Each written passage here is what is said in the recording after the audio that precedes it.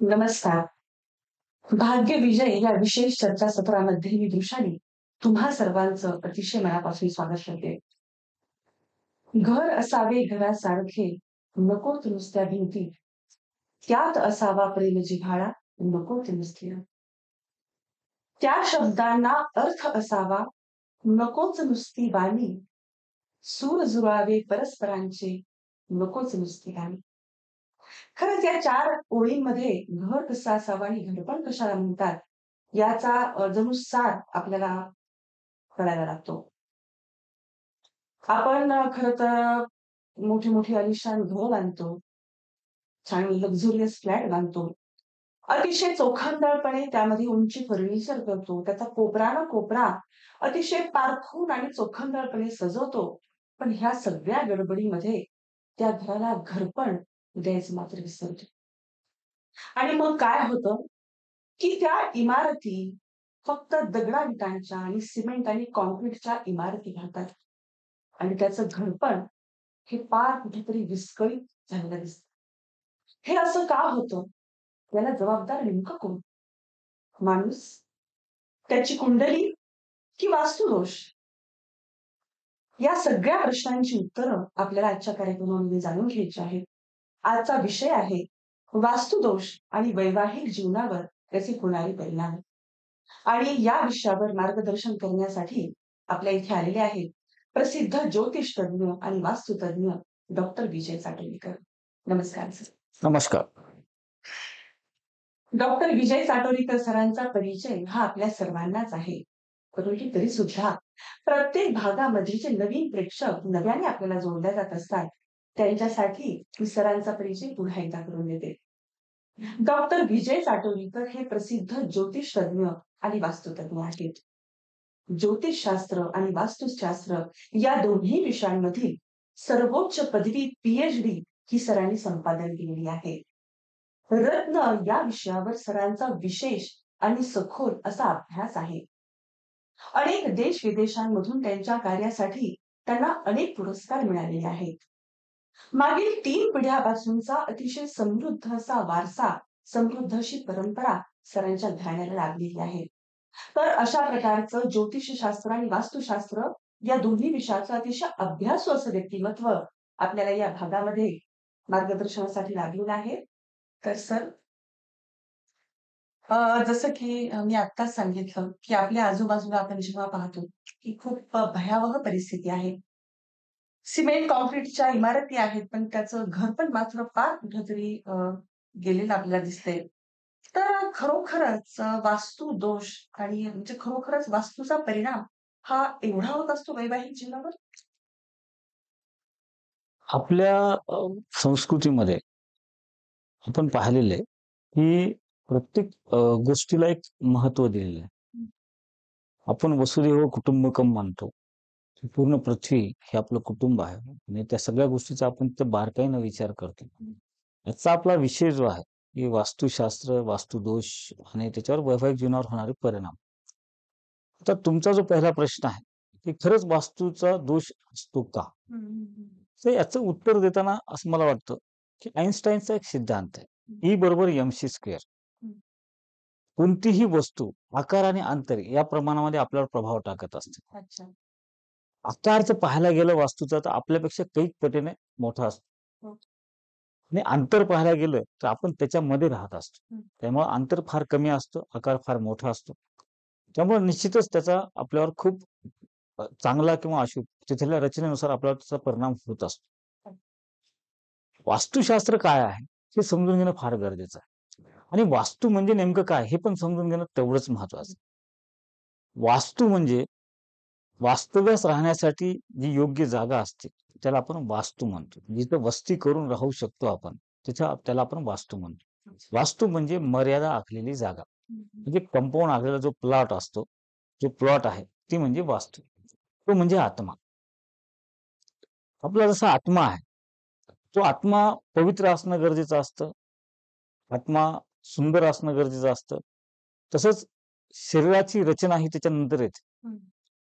कारण तुम्ही दिसायला किती छान आहात, तुम्ही कसे आहात, त्याच्यापेक्षाही महत्वाचं की तुमचा आत्मा किती पवित्र आहे, किती तुमच्या आत्म्यामध्ये सौंदर्य आहे.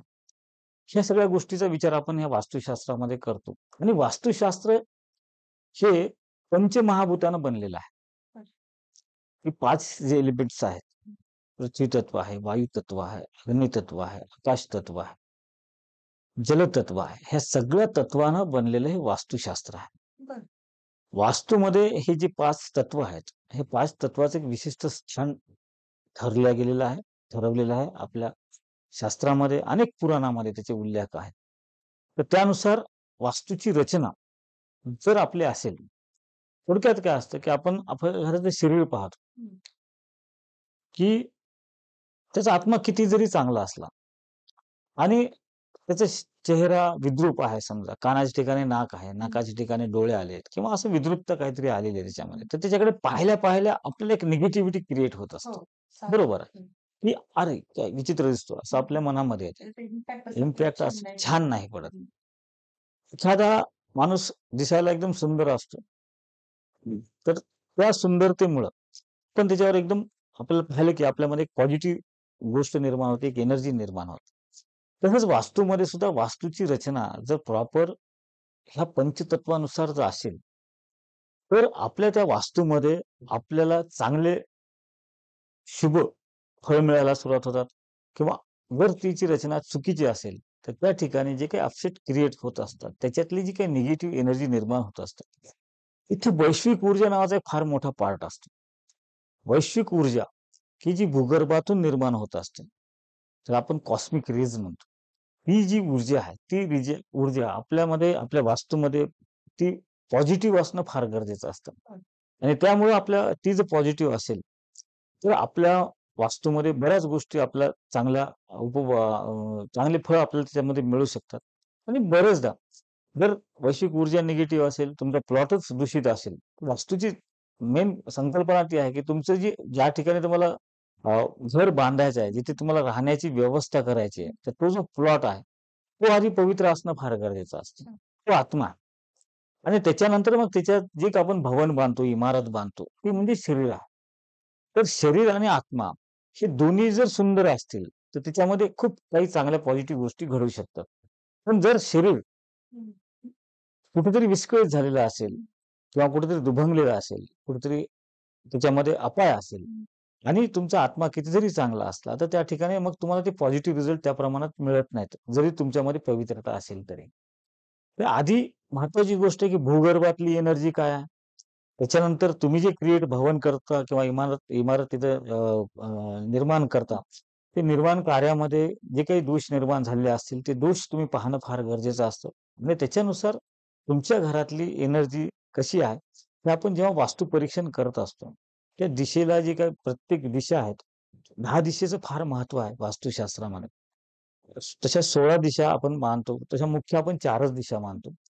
पण त्यातले मुख्य दिशा 4 ज्या आहेत पूर्व, पश्चिम, दक्षिण, उत्तर. त्याच्या उपदिशा आहेत ईशान्य, आग्नेय, नैऋत्य, वायव्य.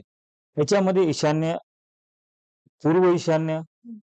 उत्तर ईशान्य ह्या 2 दिशा किंवा दक्षिण पूर्व, आग्नेय पूर्व आग्नेय, दक्षिण आग्नेय, दक्षिण नैऋत्य, पश्चिम वायव्य, उत्तर वायव्य अशा अनेक दिशा आहेत. त्यातल्या महत्त्वाच्या ह्या 10 दिशा ज्या आहेत, की पूर्व, पश्चिम, दक्षिण, उत्तर, ईशान्य, आग्नेय, नैऋत्य, वायव्य ह्या झाल्या 8. हं. आणि अर्ध आणि उधं म्हणजे पाताळ आणि आकाश ह्याच्या मुख्य 10 दिशा आहेत. ह्या 10 दिशेचा विचार आपण वास्तुशास्त्रामध्ये करत असतो. हं, हं. आणि आपला विचार आजचा जो विषय आहे, वैवाहिक जीवनाशी संबंधित आहे. हं. तर याच्यामध्ये फार मोठ्या गोष्टी आपल्या वास्तूमधल्या असतात, की वैवाहिक जीवनातलं सुख ह्या वास्तूमध्ये प्रसन्नता निर्माण करत असतात. हं, हं. की वास्तूमध्ये जर तुमची वास्तुरचना खूप चांगली आहे आणि वैवाहिक जीवनामध्ये तुमच्या सुख नसेल, तर तुमच्या घरामधली ती पवित्रता, तुमचा जो सुख समृद्धीपणा, आनंद, उत्साह हा सगळा मावळलेला असतो. हं. त्यासाठी वैवाहिक जीवनामध्ये वास्तूचं अनन्यसाधारण असं महत्त्व आहे.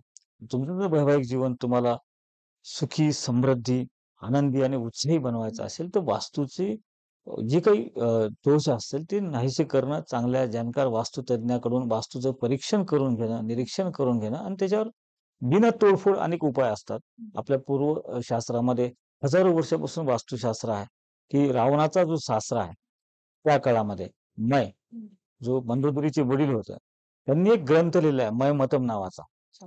त्या काळामध्ये त्यांनी त्या ग्रंथामध्ये असा उल्लेख केलेला आहे, की आपण 2 फरलांगावरचा दरवाजा एका ठिकाणी बसून चालू बंद करू शकतो. हो. म्हणजे तेव्हाचं जे नॉलेज होतं, तेव्हाचं जे शास्त्राचं नॉलेज होतं, आजच्यापेक्षा खूप पटीनं खूप पुढे होतं. आजच्या विज्ञानापेक्षा हजारो पटीनं ते पुढे वैज्ञानिक ते होतं. त्यांनी त्या काळात दिले. आज आपण 20 फुटावरचा टीव्ही चालू बंद करतो. हं. तर त्यांच्या काळामध्ये 2 फरलांगा म्हणजे 200 मीटरवरचा दरवाजा ते एका ठिकाणी बसून चालू बंद करण्याची प्रक्रिया त्या काळामध्ये त्यांनी दिलेली आहे. त्या काळात त्यांनी 100-125 फूट म्हणजे मजली बिल्डिंगचे पण रेखांकन केलेली आहेत. तर हे त्यांचं नॉलेज होतं. ते तसे वैज्ञानिक होते.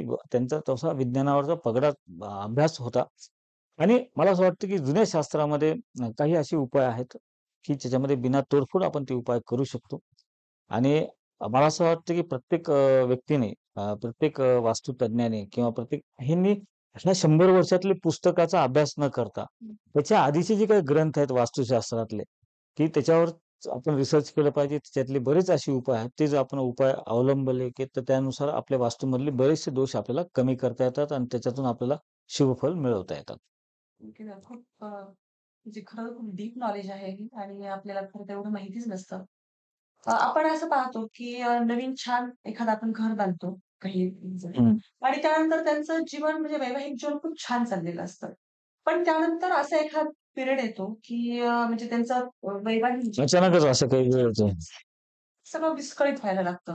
तर याचं कारण नेमकं काय असेल? म्हणजे वास्तुदोष एक एक महत्त्वाची गोष्ट सांगतो, की वास्तुदोष हा स्लो पॉइझन सारखा असतो. अच्छा. तो तुम्ही एखाद्या घरामध्ये गेल्यानंतर, की लगेच त्याचे साइड इफेक्ट नाही दिसत. बरं. तुम्हाला हळू ते दिसायला लागतं. हं, हं, हं. पण त्याचे पॉझिटिव्ह रिझल्ट मात्र इन्स्टंटली दिसत असतात. बरं. हे माझा मागच्या 30-35 वर्षातला अनुभव आहे. अच्छा. आणि दुसरी गोष्ट काय, की जसं आता तुमचा प्रश्न आहे, की वैवाहिक जीवन सुरळीत चालू असतं हं, हं. आणि अचानकच मग असं काय होतं, की मग दोघांमध्ये मतभेद निर्माण होतात. वास्तू तर म्हणजे परफेक्ट असते ना असं. वास्तू तीच असते. हां, ती वास्तूमध्ये राहणारे व्यक्ती पण तेच असतात. प्रेम करणारे वैवाहिक जोडपे पण तेच असतात. ते बदललेले नसतात. पण विचार बदलतात, मतभेद बदलतात. ह्याचं कारण अनेक असतात, अच्छा. की काय असतं माहिती आहे का, की वास्तूमध्ये वास्तूतली पवित्रता टिकण्यासाठी बऱ्याच गोष्टी कराव्या लागतात. बरं.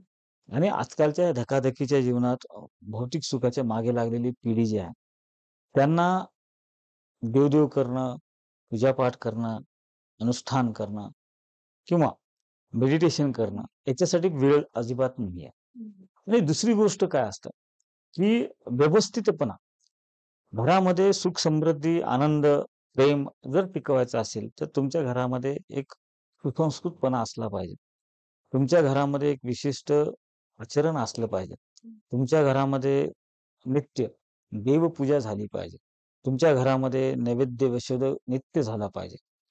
आता ह्या सगळ्या गोष्टी आजकालच्या पिढीला जमत नाहीत. त्याच्यामुळे बरेचदा असं होतं किंवा हे तर झालं आपण की बरेच जण म्हणतात, की माझं मत आहे, की प्रत्येकाच्या घरामध्ये देवघरही असायला पाहिजे. आता बरेच जण मी पाहतो वास्तू पाहायला गेल्यानंतर आम्ही पुण्या-मुंबईमध्ये जातो. देव कोणाकडे आहेत? हां, मोठ्या भावाकडे आहेत किंवा आई-वडिलांकडे असतात. आम्ही आता इथेच नवरा-बायको दोघं जण राहतो आणि आमची देव सगळी घरी आहेत. पण माझं म्हणणं आहे, की तुम्ही जरी भावापासून वेगळे राहत असाल किंवा तुम्ही आई-वडिलांपासून जरी वेगळे राहत असाल, तरी तुमच्या घरामध्ये पूजेचं स्थान निश्चित असलं पाहिजे. जर पूजेचं निश्चित स्थान असेल, जर तुमची दिवसाची सुरुवात देवपूजेनं होत असेल, तर सगळे कर्म तुमचे दिवसभरातले हे तुम्हाला लाभदायक ठरतात. तुमचे विचार चांगले होतात. तुमचे आचरण चांगलं होतं. तुमच्या सगळ्याच बाबतीमध्ये तुम्हाला एक सुख आणि समृद्धी मिळायला, समाधान मिळायला सुरुवात होते. व्यभिचाराला तिथे जागा राहत नाही. हं. त्याच्यामुळे हे ज्या काही गोष्टी येतात, त्या गोष्टीवर आपण त्याच्यावर एक प्रकारचं कंट्रोल करू शकतो. आणि दुसरी गोष्ट, की बरेचदा असं होतं, की जसं तुम्ही म्हणालात, की प्रेम असतं आणि अचानक हं, दोघांमध्ये हं. वैचारिक मतभेद होतात. हं. त्याच्यामागे बरंच असं असतं, की वास्तूमधल्या काही रचना असतात, की आपण काही दिवसानं बदलतो. हं. की आता बुवा झालेलं घराला 5-7 वर्ष झाले, आपण थोडं हं. फर्निचर चेंज केलं पाहिजे किंवा काही गोष्टी केल्या पाहिजेत. हं. टॉयलेट, बाथरूम चेंज करतो आपण. डायरेक्शन चेंज तो कलर कॉम्बिनेशन्स चेंज करतो. हो, हो. याच्यामुळे सुद्धा काही निगेटिव्ह एनर्जीज तिथे क्रिएट होत असतात. त्यासुद्धा कोणतेही चेंज करत असताना तुम्हाला तुमच्या वास्तूच्या दिशेनुसार कोणतं कलर कॉम्बिनेशन्स असलं पाहिजे. कलर कोणकोणते कोणत्या भिंतीला असले पाहिजे. ते सुद्धा तुम्ही वास्तुतज्ञाकडून जाणून घेतलं पाहिजे. याशिवाय आजकाल बरेचदा ही एक चूक होते, हं, की आजकाल जागेच्या अभावी हं. फ्लॅट सिस्टममध्ये मी पाहिलेलं आहे, की जागेच्या अभावी बेडमध्ये बरंच स्टोरेज केलेलं असतं आणि त्या स्टोरेजमुळं बरेचदा निगेटिव्हिटी वाढलेली असते. अच्छा. आणि तिथं आपण काय करतो, की बऱ्याच गोष्टी ज्या आपल्याला रोजच्या जीवनामध्ये कामाला येत नाहीत, पण भविष्यात कामाला येतील असं म्हणून आपण त्या साठवून ठेवल्या असतात. बंद पडलेले रेडिओ असतात, बंद पडलेले टेप रेकॉर्डर्स असतात, इलेक्ट्रॉनिक्स गॅजेट्स असतात किंवा अ, काही इलेक्ट्रिकल गोष्टी असतात किंवा काही लोखंडी गोष्टी असतात, की ज्या राहूचं कारकत्व करत असतात, जे निगेटिव्हिटी फिरवत असतात आणि ते जर तुमच्या बेडच्या स्टोरेजमध्ये असतील आणि त्याच्यावर तुम्ही तुमच्या बेडरूम मधला तो बेड आहे आणि त्याच्यावर तुम्ही जो उभयतांचा संसार करत असाल, वैवाहिक सुखाचा प्रयत्न करत असाल, प्रेमाचा प्रयत्न करत असाल, अशा वेळेला तिथे राहूचा त्रास व्हायला सुरुवात होतो. त्याच्यातून एक निगेटिव्हिटी निर्माण होत असते. तिथं त्याच्यातून एक अविश्वास निर्माण होत असतो. त्याच्यातून एक प्रकारचं दोघांमध्ये कलह निर्माण होण्यासाठी एक निगेटिव्ह एनर्जी काम करत असते. अशा वेळेला अशा काही ज्या गोष्टी आहेत, की ज्या बंद पडलेल्या आहेत, ज्या काही आपल्याला भविष्यात 5-5, 7-7 वर्षे कामाला येणार नाहीत. आणि मी बरेचदा असं पाहिलं, की असं साठवून ठेवूनही वेळेवरती सापडत नाही किंवा मग ऐन वेळेला आपण अपडेट झालेल्या गोष्टी म्हणून नवीन गोष्ट ते आणतो. तर अशा वेळेला माझं म्हणणं, की जर ते खरंच उपयोगाला होत असतील, तर ते चालू करून स्थितीमध्ये आपल्या घरामध्ये ठेवल्या पाहिजेत आणि बेडला कधीही स्टोरेज केलं नाही पाहिजे. त्याच्यामध्ये कोणतीही निगेटिव्ह एनर्जी किंवा ती रिकामं जरी राहिलं तरी तिथे स्पेस क्रिएट होतो आणि जिथे स्पेस क्रिएट होतं, तिथे निगेटिव्हिटी क्रिएट होत असते. तर ती निगेटिव्ह ऊर्जा तिथे निर्माण होऊ नये याच्यासाठी बेडमध्ये कोणतीही पोकळ जागा तुमच्या नसली पाहिजे. बेड हाईटला कमी असला पाहिजे. त्याच्यामध्ये भरीव सगळ्या गोष्टी असल्या पाहिजेत आणि बेडमध्ये कोणत्याही प्रकारचं बंद पडलेलं सामान किंवा निगेटिव्ह एनर्जी क्रिएट होण्यासारख्या अशा कोणत्याही वस्तू ठेवल्या नाही पाहिजेत, की जेणेकरून तुमच्यामधलं प्रेम, एकमेकांबद्दलचं प्रेम आहे तो अविश्वासात निर्माण झाला नाही पाहिजे किंवा परावर्तित झाला नाही पाहिजे आणि तुमच्या दोघांचा जे काही संसार आहे, वैवाहिक जीवनातलं जे सुख आहे, ते शेवटपर्यंत उत्तम आणि उत्तम आणि उत्तम राहिलं पाहिजे. अच्छा. म्हणजे खरं तर हे माहितीच नव्हतं, की आपल्याला असं वाटतं, की आपण एकदा घर बांधताना वास्तुशास्त्रानुसार बांधलं, की आपली जबाबदारी संपली.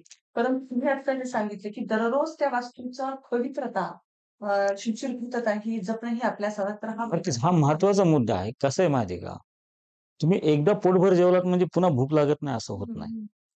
एकदा तुम्ही चांगले कपडे घातले म्हणजे तेच कपडे आयुष्यभर तुम्हाला चांगले राहतील असं नसतं. तुम्हाला ते सुद्धा एक कोणताही ड्रेस तुम्हाला आज घातल्यानंतर दुसऱ्या दिवशी तो धुवून शुचिर्भूत करून पुन्हा तो धारण करण्यासाठी योग्य बनवावा लागतो. तसंच वास्तूमध्ये सुद्धा नवीन एनर्जी रोजच्या रोज क्रिएट होण्यासाठी तुमच्या घरामध्ये देवपूजा, मंत्रोच्चार, काही हवन, काही मंत्रपाठ, काही यंत्र ह्या ज्या गोष्टी असतात, ह्या गोष्टीची उपासना, मेडिटेशन ह्या गोष्टी होणं फार गरजेचं असतं आणि हे फार की याच्यातून आज मी पाहतोय, की परदेशामध्ये आता माझ्याकडे परदेशातून बरेच क्लायंट येतात किंवा परदेशातून बरेच क्लायंट मला फोनवर बोलतात. हं. तर ते आता आपल्या संस्कृतीकडे वळले आहेत. त्यांना कळालंय, की अध्यात्म काय ताकद आहे आणि अध्यात्मानं कारण मनोबल आजकालच्या पिढीमध्ये, आजकालच्या लोकांमध्ये मनोबलाचा अभाव पाहतो आपण.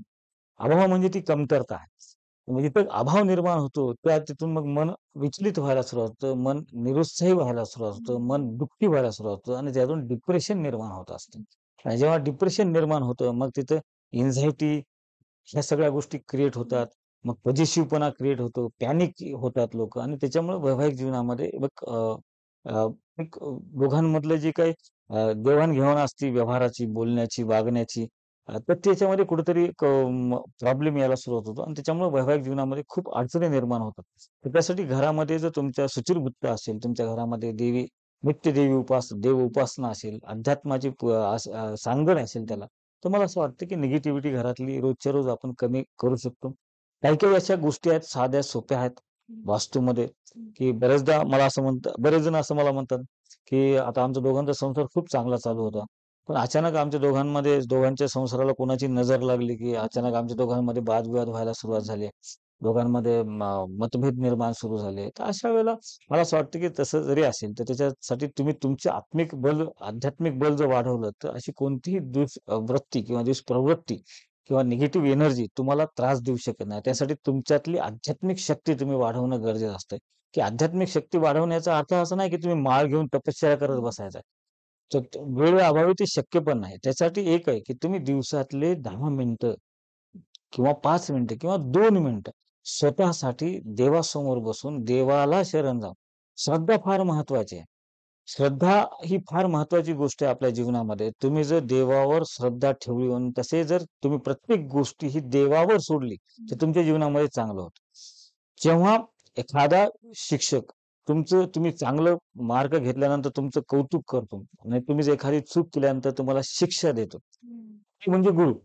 तोच आपला गुरु आहे. तोच आपला भगवंत आहे. तो तुम्हाला जर तुमच्या हाताने काही चुकीचं होत असेल, तेव्हा तुम्हाला तो समस्येमध्ये समस्या निर्माण करतो. ते समजायचं की त्यानं पनिशमेंट केली आहे. याच्यातून आपल्याला बाहेर निघायचं आहे आणि याच्यातून चांगलं करणारा तोच आहे. तर ह्या भावनेतून जर श्रद्धा ठेवली, तर ही खरी श्रद्धा असते. आणि याच्यासोबत आपली प्रयत्नाची सांगड असणं फार गरजेचं असतं. त्यासाठी मनोबल फार पॉझिटिव्ह असणं गरजेचं असतं. आणि तुमचं जर मनोबल पॉझिटिव्ह असेल आणि तुमची श्रद्धा पूर्ण असेल परमेश्वरावर, तर नक्कीच तुम्ही प्रत्येक संकटातून बाहेर जाऊ शकता.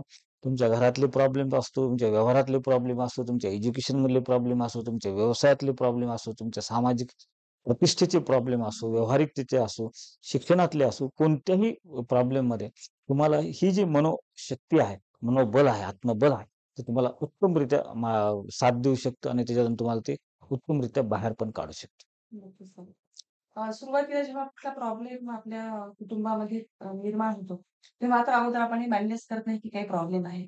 त्याच्यामुळे त्यावरचा उपाय हा तर खूप दूरची गोष्ट आहे. पण जर आपल्याला कळायचं असेल की आता आपल्या घरामध्ये वास्तुदोष हा असेल किंवा म्हणजे तर त्याचे परिणाम नेमके काय असतात, की जेणेकरून आपल्याला सुरुवातीलाच ते कळेल की आता आणि आपल्याला काय असतं उपाय करता येईल? काय असतं एक सांगतो. हं, जसं मी सांगितलं पहिल्यांदा, की वास्तुदोष हे स्लो पॉइझन सारखे असतात. बऱ्याच जणांचे मी वास्तू पाहायला जातो ना, की ते म्हणतात, की आम्ही घराला घेऊन एक 8-9 वर्ष झाले. आम्ही जेव्हा सुरुवातीला आलो तेव्हा 2-3 वर्ष खूप चांगली भरभराट होती, खूप चांगलं होतं. मग हळू अचानकच मग माझ्या मिसेसला प्रॉब्लेम आरोग्याची यायला हं, सुरुवात झाली. मग माझ्या व्यवसायामध्ये अडचणी यायला लागल्या. माझ्या व्यवहारामध्ये अडचणी हं, यायला लागल्या. घरामध्ये वादविवाद निर्माण व्हायला सुरुवात झाली. मग ते हळू व्हायला गेले.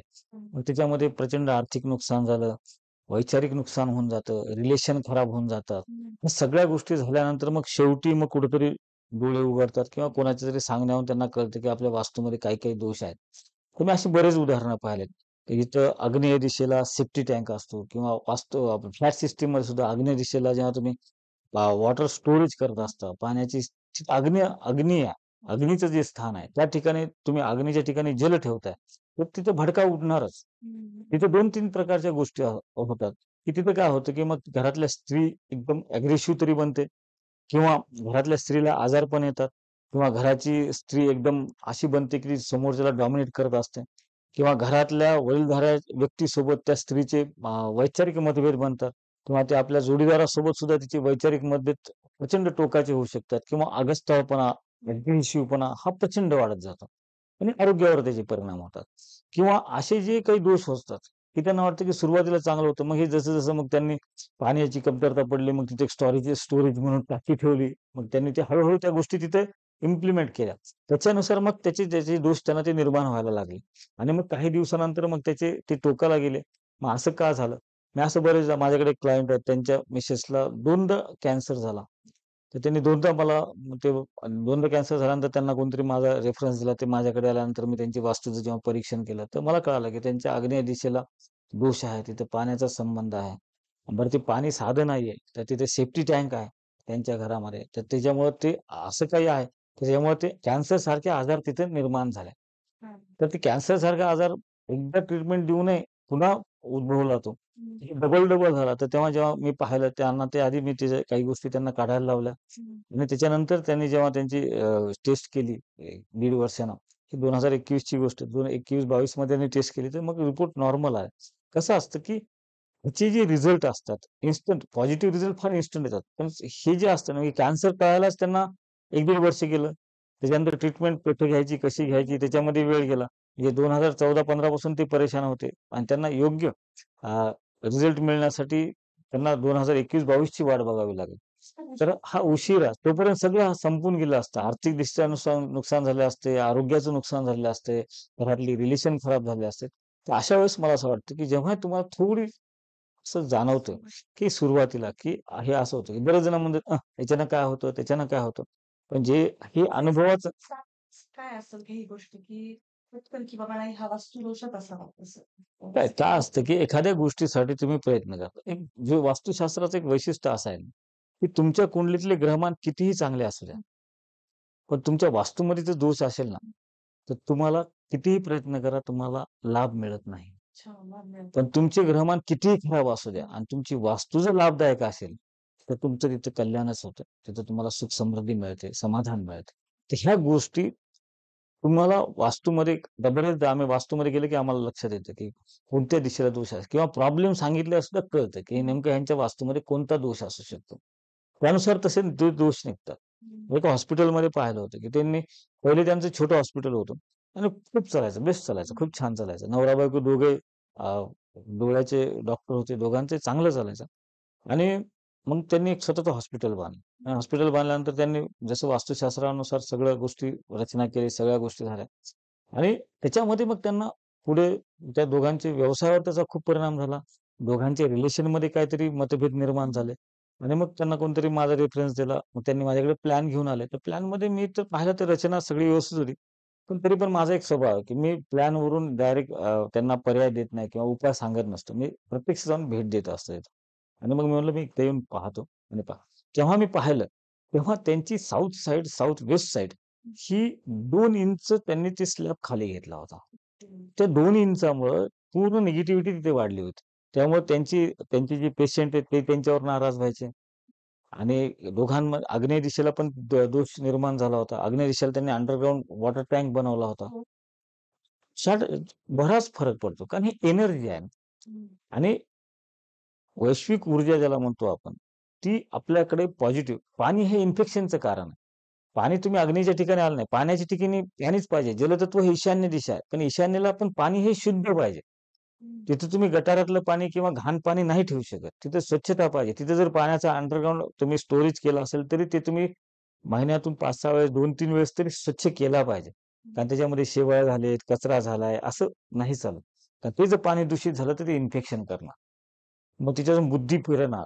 त्यामुळे घरातले मुख्य कर्त्या माणसाचे विचार बदलणार. मग ते चुकीच्या मार्गाला लागणार. त्याच्या मानसिकतेवर त्याचा परिणाम होणार. मग तो कुठेतरी व्यसनाधीन होणार. अशी पण बरेच मी उदाहरणं पाहिलेत. हळू-हळू स्लो पॉइझननी होते ना. तो पहिल्याच दिवशी एका दिवसात इन्स्टंट थोडीच येतो, की पिझ्झा खाल्ला की पोट भरलं असं होणार. त्यासाठी बऱ्याच गोष्टी असतात, की त्या स्टेप बाय स्टेप ते तुम्हाला निदर्शनास येत असतात. पण आधी आपण काय करतो, की दुर्लक्ष करत असतो. ही छोटी गोष्ट झाली, याच्यानं थोडीच होत असतं त्याच्या पण माझं म्हणणं आहे, की पण हरकत नाही तुमचा विश्वास असेल किंवा नसेल.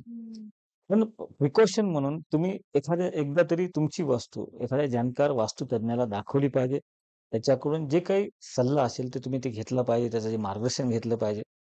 उपाय करायची नाही करायची तुम्हाला पटलं नाही पटलं तो नंतरची गोष्ट. पण दोष काय आहेत हे तुम्हाला जरी कळालं तर त्याच्यातून तुमच्या ते डोक्यात तरी राहील, की का घडतं असं.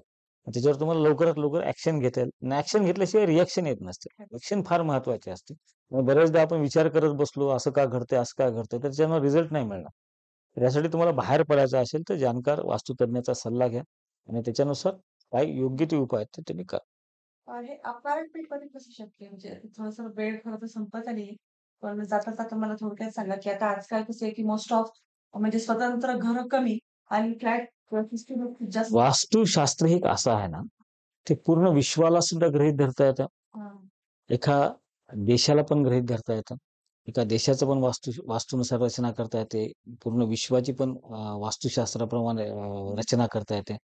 एखाद्या राज्याची पण करता येते. एखाद्या जिल्ह्याची, एखाद्या तालुक्याची, एखाद्या शहराची. हं. तसंच तुम्ही जेव्हा अपार्टमेंटचा विचार करताय, की जेव्हा तुम्ही वन रूम किचन जरी असेल, तरी तिथं तुम्हाला 4 मुख्य दिशा आहेत, 4 उपदिशा आहेत. तिथं पण आकाश तत्व आहे, तिथं पण भूमी तत्व आहे. या सगळ्या तत्वाचा विचार करून त्या जागेमध्ये, की तुमची 10 बाय 10 ची जरी रूम असेल मी सुरुवातीलाच सांगितलं, वास्तू म्हणजे मर्यादा आखलेली जागा, जी आपल्या मालकीची आहे. त्या गोष्टीचा विचार करून आपल्या त्या 10 बाय 10 ची जरी असेल, तर त्याच्या आग्नेयेला तुमचं किचन पाहिजे, त्याच्या ईशान्येला तुमची स्टडी रूम, तुमचं देवघर, तुमची उपासनाची रूम, त्याच्या नैऋत्येला तुमची झोपण्याची मुख्य बेडरूम ज्याला म्हणतात किंवा झोपण्याची जागा जी आहे त्याच्या नैऋत्येला पाहिजे, दक्षिणेकडे डोकं करून झोपलं पाहिजे किंवा पूर्वेकडे डोकं करून झोपलं पाहिजे. अभ्यासाची रूम उत्तरेला असायला पाहिजे किंवा पूर्वेला असली तरी चालते. गेस्ट रूम सुद्धा तिथे चालते. तर हे जे छोट्या-छोट्या रचना असतात, ह्या रचना जरी आपण केल्या, ते तत्व जरी पाळले, जलतत्वाच्या ठिकाणी पाणी ठेवलंय, अग्नितत्वाच्या ठिकाणी अग्नी ठेवलंय, पृथ्वीत्वाच्या ठिकाणी तुम्ही वजनदार वस्तू ठेवल्यात, वायुतत्व ठिकाणी तुम्ही जर हवेशीर तिथे विंडोज ठेवल्या, हवा मध्ये बाहेर जात ती खेळती राहते. ही जरी तत्व आपण पाळल्या ना, बऱ्यापैकी आपण वास्तूतले पॉझिटिव्ह रिझल्ट घेऊ शकतो. नक्कीच. हो. वास्तुदोष राहू नये आणि आपलं वैवाहिक जीवन छान राहावं, कौटुंबिक जीवन छान राहावं, यासाठी जाता-जाता तुम्ही आमच्या प्रेक्षकांना काय सल्ला द्याल? वास्तूमध्ये पवित्र राहण्यासाठी किंवा वास्तुदोष निर्माण होणे किंवा निगेटिव्हिटी क्रिएट होणे यासाठी मला असं वाटतं, की आपण काही-काही छोटे-छोटे उपाय आहेत, जो नित्यनेमाने जसं मी देवपूजा सांगितली घरामध्ये, की घरातल्या कामाची सुरुवात ही देवी उपासनेनं झाली पाहिजे. त्यासोबतच घरातली तुम्ही फरशी साफ करता, पोछा मारता. त्या पाण्यामध्ये तुम्ही हळद थोडी त्याच्यामध्ये हळद टाकायची, थोडं मीठ टाकायचं किंवा घराचा उंबरा रोज गोमूत्रानं पुसून घेऊन, हळदीच्या पाण्यानं पुसून घेऊन त्याच्यावर जर स्वच्छ सुंदर रांगोळी काढली, तर घराच्या बाहेरून येणारी निगेटिव्ह एनर्जी तुमच्या घरामध्ये येणार नाही. घरातली पवित्र एनर्जी तुमच्या घराच्या बाहेर जाणार नाही. हे सोपे-सोपे उपाय आहेत. हे जरी बरेचपैकी आपण जर करायला सुरुवात केली, तर मला वाटतं घरामधलं वातावरण बऱ्यापैकी चांगलं, सुंदर आणि सुखी आणि समृद्धी होऊ शकते. नक्कीच सर. खरं तर हा विषय असा आहे की एका एपिसोडमध्ये पूर्ण होणारच नाहीये. खूप गहन असा विषय आहे. तरी सुद्धा एका एपिसोडमध्ये आपल्या प्रश्नांची उत्तरं देण्याचा सरांनी खूप प्रयत्न केलेला आहे. त्यासाठी सर तुमचे खूप मनःपूर्वक आभार. धन्यवाद. आणि भेटत राहू प्रत्येक भागामध्ये नवीन प्रश्नासोबत. तुमच्या मनातल्या प्रश्नांची उत्तरं जाणून घेण्याचा प्रयत्न करू. तोपर्यंत धन्यवाद.